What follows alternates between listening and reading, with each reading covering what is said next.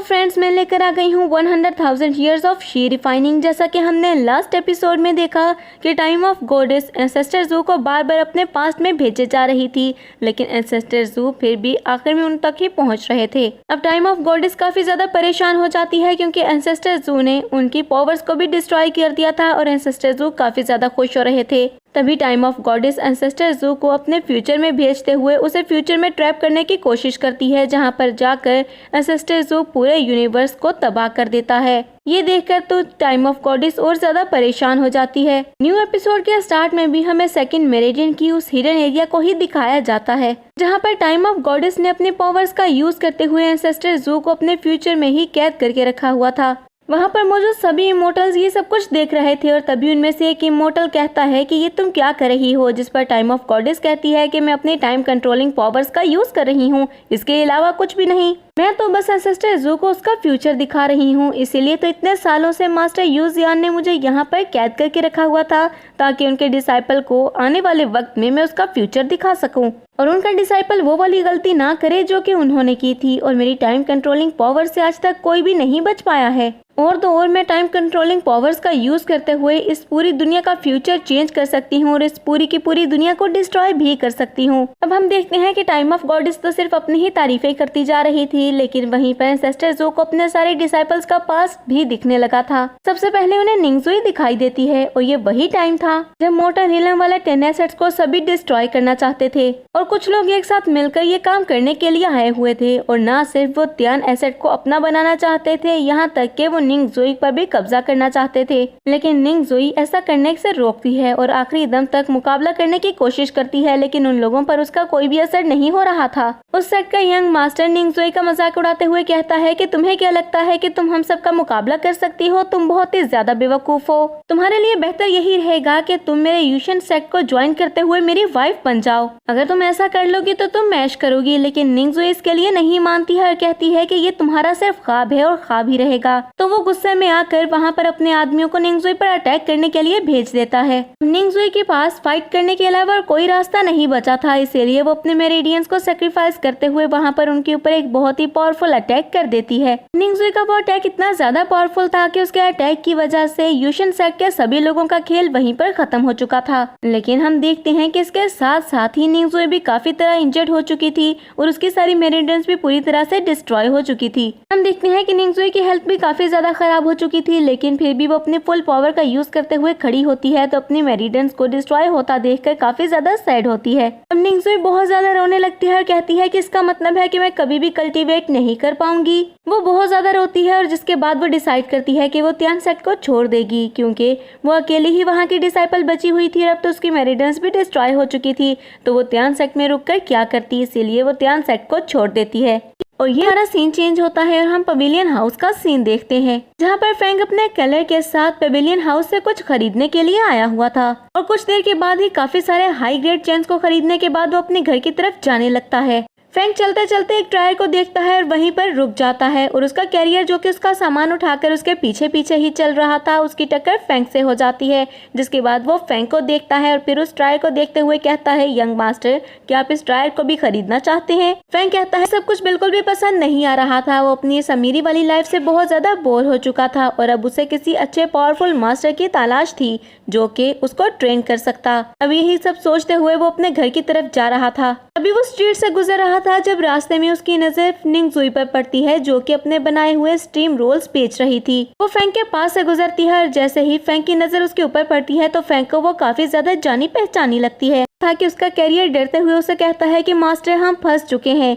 कुछ डाकू हमें लूटने के लिए आ रहे हैं और चारों तरफ से हमें घेर चुके हैं। अपने कैरियर की बात सुनते हुए फैंग जैसे ही सामने की तरफ देखता है तो वो देखता है कि उसके सामने एक बहुत ही पावरफुल वॉरियर खड़ा हुआ था, जिसके हाथ में एक तलवार थी जो उसने फैंग की तरफ ही पॉइंट की हुई थी। तब वो वॉरियर कहता है कि मास्टर, मुझे लगता है आपने आज कुछ ज्यादा ही शॉपिंग कर ली है और मुझे लगता है कि इस सामान को उठाने में आपको काफी ज्यादा मुश्किल भी हो रही होगी, तो क्यों ना मैं आपकी हेल्प कर दूं और थोड़ा सामान मैं रख लूं। उस वॉरियर की बात सुनकर फैंग को बहुत ज्यादा गुस्सा आता है। वो जल्दी से अपने स्पेयर को बाहर निकाल कर आगे बढ़ते हुए उस वॉरियर पर अटैक करना स्टार्ट कर देता है और उससे फाइट करते हुए फैंग कहता है कि अब तुम जैसे लोग भी आकर मुझसे फाइट करेंगे, तुम्हारी इतनी हिम्मत कि तुम मुझे लूट सको, और उससे बहुत ज्यादा फाइटिंग करता है। जिसके बाद हम फ्यूचर में देखते हैं कि फेंग एक महान योद्धा बन जाता है। लेकिन इतने पावरफुल योद्धा बनने के बाद भी उसे कोई ऐसा मास्टर नहीं मिला था जो कि उसे ट्रेनिंग दे सके। तभी मोटर लीला में उसे ये बात पता चलती है कि तियाने सेक्ट में एक ऐसा मास्टर है जो कि उसको ऐसी ट्रेनिंग दे सकता है जैसे कि वो चाहता है। अब फेंग उसी मास्टर को ढूंढते हुए अपर रीलम तक आ जाता है, जहाँ पर उसकी फाइट और भी कुछ लोगों से होती है। लेकिन फेंग अपने हेवनली स्फीयर का यूज करते हुए उन सबको मजा चखा देता है। और फिर फेंग बहुत ज्यादा चिल्लाते हुए वहाँ पर कहने लगा था कि तियाने सेक्ट के किसी मास्टर के अंदर इतनी हिम्मत है कि यहाँ पर आकर मेरे साथ फाइट कर सके। फेंग अभी चीख चीख कर ये सब कुछ बोल ही रहा था कि तभी वहाँ पर लिu जियांग आ जाता है, जिसकी किस्मत भी फेंग की तरह चेंज हो चुकी थी। और तभी वो फेंग के करीब आते हुए कहता है कि तो तुम तियाने सेक्ट के मास्टर से मिलना चाहते हो, लेकिन ये करना बेकार है।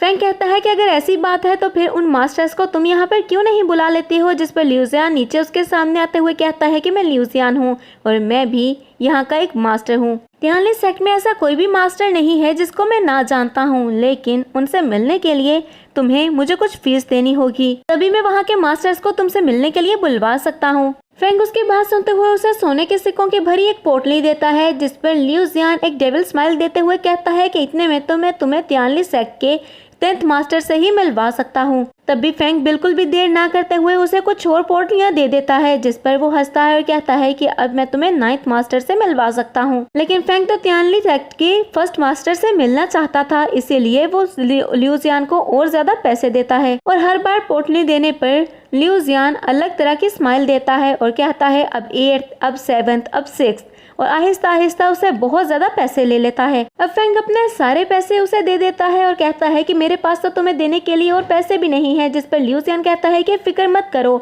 इतने पैसे तियानली सेक्ट के फर्स्ट मास्टर को बुलवाने के लिए काफी होंगे। मैं अभी जाकर तियानली सेक्ट के फर्स्ट मास्टर को यहाँ पर भेजता हूँ ताकि वो तुम्हें ट्रेनिंग दे सके। और ये कहते हुए लिu जियान वहाँ से उसे चीट करते हुए निकल जाता है। और काफी टाइम वेट करने के बाद भी जब वहाँ पर कोई भी मास्टर नहीं आता है तो फेंग खुद ही तियानली सेक्ट को ढूंढते हुए तियानली सेक्ट पहुँच जाता है। अब फेंग बहुत ही ज्यादा गुस्से से जाकर तियानली सेक्ट का वो दरवाजा खोलने ही वाला होता है कि उससे पहले ही कोई और मास्टर लात मारकर बहुत ही गुस्से से उस दरवाजे को खोल देता है, जिसे देखकर फेंग गुस्से में कहता है कि क्या तुम ही हो तियानली सेक्ट के हेड?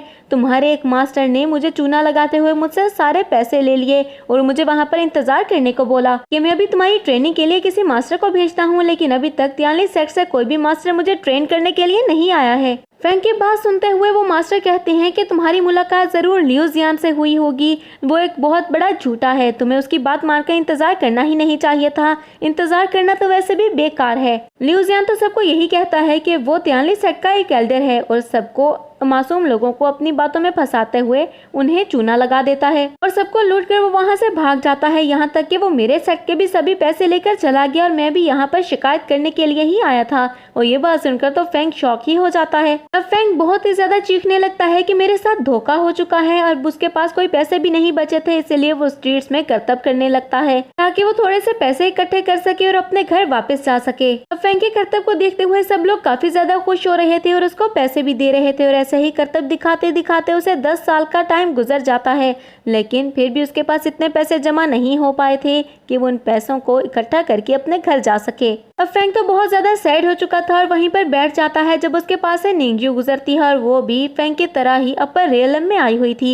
लेकिन जैसे ही वो फेंग के पास से गुजरती है तो उसके सामने 2 लोग आते हैं और उसको रोकते हुए कहते हैं, मिस निंगजू, क्या आप हमारे साथ चल सकती हैं? हमारे सेक्ट मास्टर आपसे मिलना चाहते हैं। और जैसे ही निंगजू उनके करीब जाती है तो अपनी इल्यूजनरी पावर्स का इस्तेमाल करते हुए उन दोनों आदमियों को अपने ट्रैप में फंसा लेती है। जिसके बाद वो उन दोनों के करीब जाते हुए सच्चाई उगलवाने के लिए बहुत ही प्यार से उनसे पूछती है कि क्या तुम दोनों मुझे बता सकते हो कि तुम्हारे सेक्ट मास्टर मुझसे क्यों मिलना चाहते हैं? उसमें से एक वॉरियर उसे जवाब देते हुए कहता है, क्योंकि हमारे सेक्ट मास्टर को आपके जैसी लड़कियां बहुत ही ज्यादा पसंद है और वो आप जैसी लड़कियों को अपनी हाउसमेट बनाकर रखना चाहते हैं। अगर आप हमारे मास्टर की बात मान लेती हैं तो हमारे पूरे सेक्ट पर आप राज कर सकती हैं, क्योंकि हमारे मास्टर को आप जैसी एक चार्मिंग ब्यूटी की तलाश है। अब उन आदमियों की ये बातें सुनते हुए निंगजू को बहुत ज्यादा गुस्सा आ जाता है और वो उनसे दूर होते हुए जल्दी से अपनी स्पिरिचुअल पावर्स का यूज करते हुए उन दोनों की टांगों पर अटैक करके उनको इंजर्ड कर देती है। हम उन दोनों वॉरियर्स को देखते हैं जो कि अपनी जगह से उठ भी नहीं पा रहे थे और निंगजू कहती है अब तुम्हें मेरा जवाब मिल गया होगा और वहाँ से बहुत दूर चली जाती है। वो दोनों वॉरियर्स उसको बुरा भला बोलने लगते हैं और निंगजू सोचने लगती है कि मैंने एक बहुत ही पावरफुल सेक्ट के साथ पंगा ले लिया है और मेरा यहाँ रुकना बिल्कुल भी ठीक नहीं है।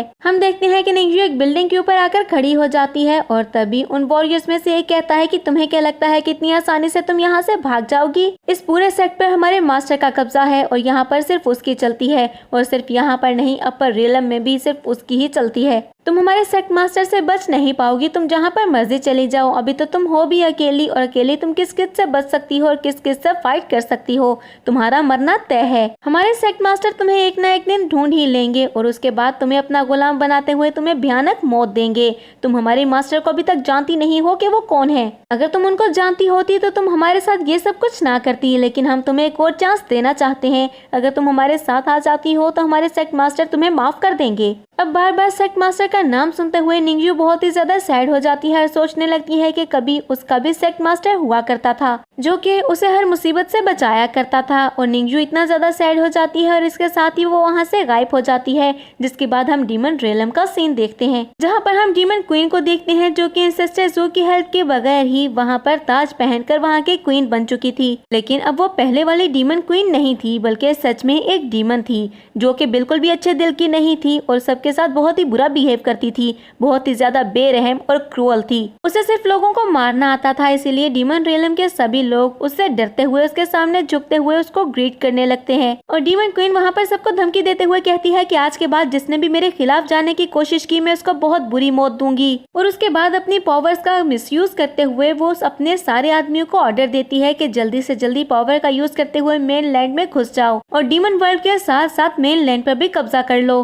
अब वहाँ पर मौजूद सभी डीमंस उसकी बात मानते हुए उसके लिए हुटिंग करने लगते हैं क्योंकि सारे डीमंस तो कब से यही चाहते थे कि कब वो मेन लैंड के ऊपर अटैक करें। और डीमन क्वीन के होते हुए आज उन्हें ये मौका भी मिल चुका था। जिसके बाद हम बनी क्रो को देखते हैं जो कि गलत रास्ते पर चल चुका था और होजियान के घर के ऊपर अटैक करते हुए उसे पूरी तरह से डिस्ट्रॉय कर देता है क्योंकि वो टेम्पल ही डीमंस के रास्ते का सबसे बड़ा कांटा बना हुआ था। इसीलिए बनी क्रो सबसे पहले उसे ही डिस्ट्रॉय करना चाहता था क्योंकि आज वो अपनी कोशिश में काफी ज्यादा कामयाब भी हो चुका था, इसीलिए वो काफी ज्यादा खुश था। और हम देखते हैं कि टेम्पल में काफी ज्यादा तबाही मची हुई थी, सभी लोग अपनी जान बचाकर वहाँ से भागने की कोशिश कर रहे थे और हाउजियान जो कि अभी तक अपनी ट्रू फॉर्म में ही था वो वहाँ पर बैठा अभी तक भी कल्टीवेट कर रहा था क्योंकि पिछली बार तो एंसेस्टर ज़ू की हेल्प करने के लिए आ गए थे और उसकी पावर्स को स्टेबलाइज करते हुए उसे एक मॉब का रूप दे दिया था, लेकिन इस बार उसकी हेल्प करने के लिए कोई भी नहीं था। और इसके साथ एंसेस्टर ज़ू के बाकी सारे डिसाइपल्स के साथ भी कुछ ना कुछ बुरा ही हो रहा था और ancestor zoo time of goddess के सामने खड़े हुए ये सब कुछ देख रहे थे। Time of goddess ancestor zoo को अपने कंट्रोल में देखकर बहुत ही ज्यादा खुश हो जाती है क्योंकि एंसेस्टर ज़ू ने पिछली काफी देर से अपनी आंखें नहीं खोली थी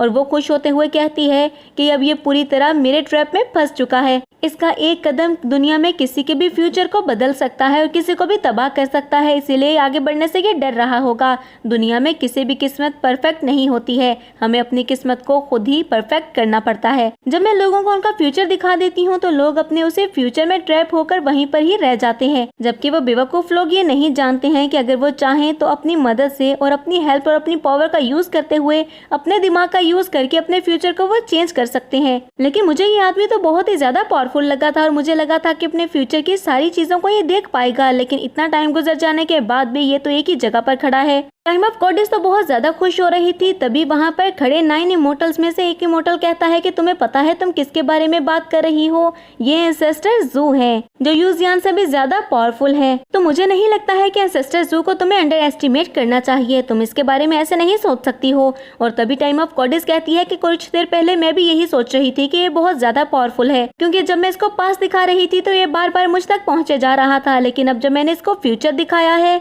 तो ये तो कब से एक ही जगह पर अटका हुआ है और अपने किसी दूसरे फीचर को देख ही नहीं पा रहा है। जबकि टाइम ऑफ गॉडेस ये बात बिल्कुल भी नहीं जानती थी कि एंसेस्टर ज़ू अपने टाइम कंट्रोलिंग पावर्स का यूज करते हुए हर एक पॉसिबिलिटी को देख रहे थे, इसीलिए वहीं पर ही रुके हुए थे। एंसेस्टर ज़ू वहाँ पर सिर्फ अपने बारे में नहीं सोच रहे थे, बल्कि वो अपने डिसाइपल्स और अपने फ्रेंड्स और फैमिली के बारे में भी सोच रहे थे, जिनके होने और ना होने से उनको फर्क पड़ता था। और टाइम ऑफ गॉडेस बहुत ही ज्यादा खुश होते हुए बाकी सारे इमोर्टल से कहती है कि यूजियान का ये डिसाइपल तो अपने फ्यूचर में कहीं खोने वाला है। मुझे लगता है कि यूजियान ने इसके ऊपर कुछ ज्यादा ही भरोसा कर लिया था, लेकिन मुझे लगता है कि इसका अंत इसके फ्यूचर में ही होने वाला है, यानी इसका कोई भी फ्यूचर नहीं होगा। लेकिन टाइम ऑफ गॉडेस अभी खुश होते हुए ये सारी बातें कर ही रही थी थी कि उसे एंसेस्टर ज़ू की आवाज़ सुनाई देती है और एंसेस्टर ज़ू कहते हैं क्या सच में, जिसके बाद एंसेस्टर ज़ू के बॉडी से कुछ डिवाइन मिरर्स बाहर निकलते हैं जिसमें उनके सारे डिसाइपल्स का फ्यूचर चल रहा था। और देखते ही देखते एंसेस्टर ज़ू ने वहाँ पर अपनी डिवाइन स्पिरिचुअल पावर का यूज करते हुए उन डिवाइन मिरर्स को भी वहाँ पर डिस्ट्रॉय कर दिया था।